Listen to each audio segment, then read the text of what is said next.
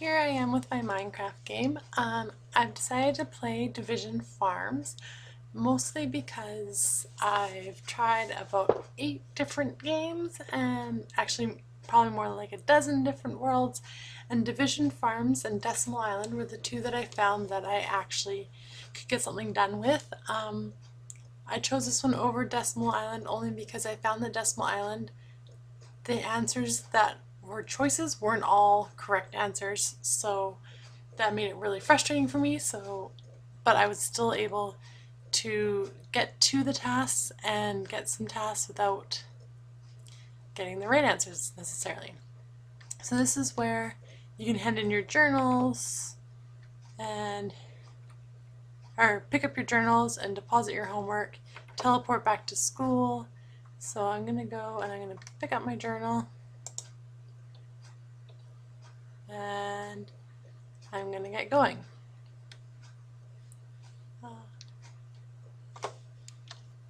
Sorry about that, I just went and turned my mode onto creative mode instead of MinecraftEDU. The only reason I did that is because I found out this mode allows me to fly, and for the sake of keeping this nice and short and to the point, I thought it would be nice to be able to fly and get to places more easily. Okay, so I'm just going to set myself down here and go to this little info thing that tells me that the farmer wants to rearrange her jack-o'-lantern collection on her farm. She has 20 of them, wants to put them into 4 columns. She wants to put the same number of jack-o'-lanterns in each column. How many jack-o'-lanterns will be in each column?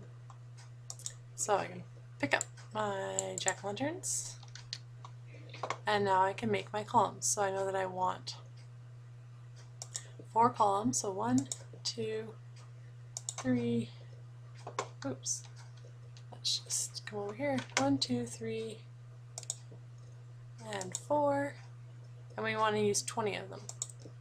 So if we put 5 jack-o'-lanterns, oops,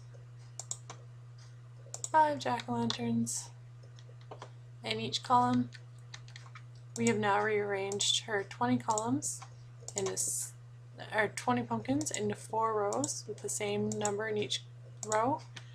Originally, the first time I tried this, I actually put them on top of each other, and then I realized I had to jump on them to make them, so the columns are on the ground. Next, we're going to go to this info booth, and Farmer Daniel has 16 red flowers. He wants to put them in equal rows and columns, and asking for 3 different ways.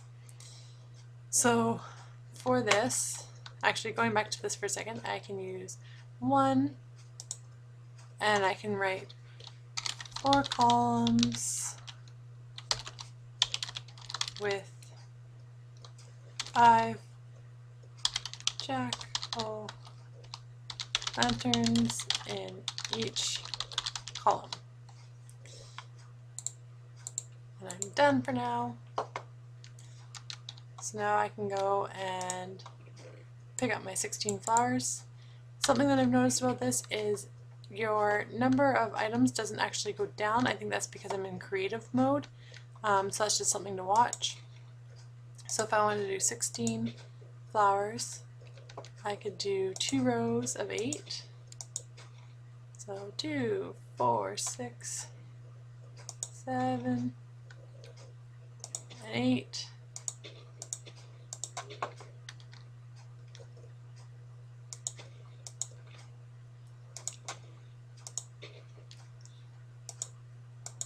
And just for the convenience of time, we'll say that I did all of them.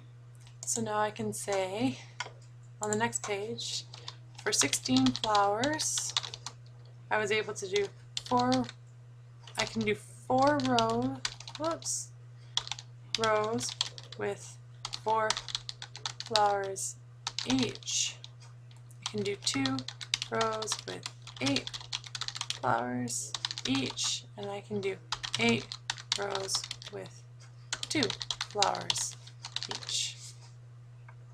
Obviously, if I had more time, I could sit there and do them all, but for the sake, like I said, for the sake of this video, that's just kind of how it goes. Next, we can do cows. 8 cows that produce 32 buckets of milk. How many buckets of milk each? We can go and do that. I'm just going to skip over it and go to the other side of the world for a second. So here I am on the other side of the world, and something I should have pointed out earlier is if you see this number 1, it's so that a bunch of students can be here in the same time. So if you give one student the number 1, they go work on all the number 1 farms, somebody else goes to work on the number 2, and so on. So this one says, as a team, complete 3 tasks and record in your journal. Harvest the wheat and divide it equally between the team. Harvest the cocoa beans and divide it equally. And make as many cookies as you can. So if we harvest the wheat,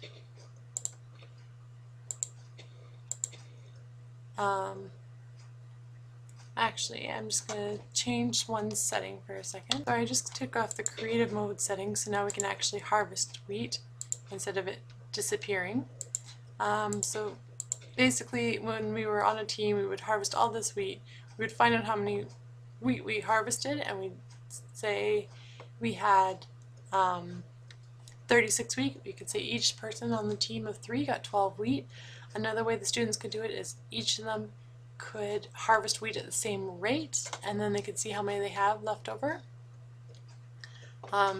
Here we have tools, so we have an iron hoe. So we can use the iron hoe to harvest our wheat. Over here we've got cocoa, so we're harvesting our cocoa, and as you can see, every cocoa pod actually gives you 3 cocoa. So again, you can have the students each decide how they want to do it. They can harvest it all together and just divide it out equally after, or they can harvest it at the same rate. And yeah, so this is Division Farms. I thought it was pretty easy to go through. Obviously it's for 7 to 12-year-olds. Sorry, one more thing over here is where you can bake your cookies. I like this game personally because it was easy, and having never played Minecraft before, I found it to be something that I could learn well enough to teach it to my students and help them if they had problems. And it was a lot more straightforward than a lot of other games I found out there. And the biggest thing for me is I can't have a lot of stimulation in video games, and this type of video game, looking through my character's eyes, makes me very sick very quickly. And as you can see, I'm at about 8 minutes in this world, starting to feel a little nauseous, but I've covered everything, all 6 of the tasks, so it would be nice, or this is a nice way to do it. And then the only thing left to do is go turn in my homework, and I just turned it off the EDU mode back to the creative mode so I can fly and do this as quick as possible. I can go here and I can input my homework, and there we go. There's how to go around Division Farms on MinecraftEDU.